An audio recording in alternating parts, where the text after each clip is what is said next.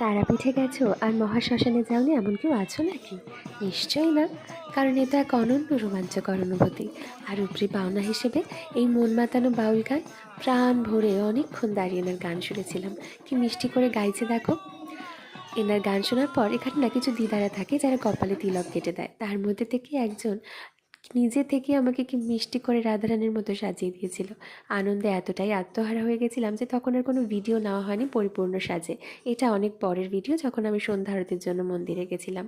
পরিপূর্ণ সাজে এই যে এই একটাই ছবি রয়েছে আমার কাছে, কি মিষ্টি করে সাজিয়েছিল না? তো সন্ধ্যা আরতির জন্য অপেক্ষা করতে করতে অবশেষে সেই সময় উপনীত হলো, আর ভাগ্যক্রমে মায়ের কৃপায় আমিও প্রথম সারিতে বসে পড়লাম। ভিড়ে ঠাসাঠাসি চাপাচাপিতে একেবারে দম বন্ধকর পরিস্থিতি। কিন্তু বিশ্বাস করো, ঠিক যখনই মায়ের এই অপূর্ব মুখখানার দর্শন পেলাম, সব কষ্ট নিমেষে উপে গেল। মা তারাই ভাবে সকলের কষ্ট দূর করুক। জয়